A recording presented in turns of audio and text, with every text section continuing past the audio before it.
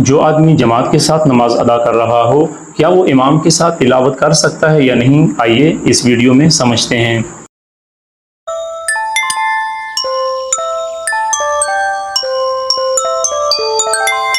अस्सलामु अलैकुम वरहमतुल्लाहि वबरकातुहू। मोमिनीन कराम, आयतुल्लाह उज़्मा सैयद अली हुसैनी सिस्तानी हाफ़िज़ुल्लाह ताला फरमाते हैं कि जो शख्स जमात के साथ नमाज अदा कर रहा हो, मसलन फजर की नमाज, मगरिब की नमाज या इशा की नमाज के जो जहरी नमाज़ें हैं, आवाज़ के साथ पढ़ी जाती हैं, इन नमाज़ों के अंदर आदमी अगर नमाज अदा कर रहा हो तो उसको चाहिए कि वो इमाम की तिलावत को खामोशी के साथ सुने।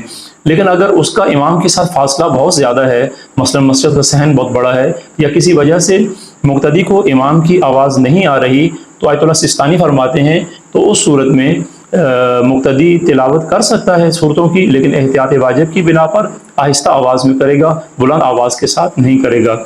इसके बाद जो ज़ुहर और असर की नमाज़ें हैं जो कि अख्फ़ा पढ़ी जाती हैं बग़ैर आवाज़ के, यानी सरगोशी के अंदाज़ में, इन दोनों नमाज़ों के अंदर अगर आदमी जमात के साथ नमाज अदा कर रहा हो तो वो इमाम के पीछे तिलावत कर सकता है, लेकिन एहतियात ये है कि बुलंद आवाज़ के साथ नहीं करेगा बल्कि आहिस्ता आवाज़ के साथ करेगा। अगर आपको ये वीडियो अच्छी लगे तो हमारी इस वीडियो को लाइक कर दें, हमारे चैनल को सब्सक्राइब कर दें और हमारी इन वीडियोस को आगे सदका जारिया समझ के शेयर भी कर दें। अगर आप कोई सवाल पूछना चाहते हैं तो आप कमेंट्स में हमसे सवाल पूछ सकते हैं। अल्लाह तबारक व तआला से दुआ है कि हम सब के इल्म में इजाफ़ा फरमाए। वस्सलामु अलैकुम वरहमतुल्लाहि वबरकातुहू।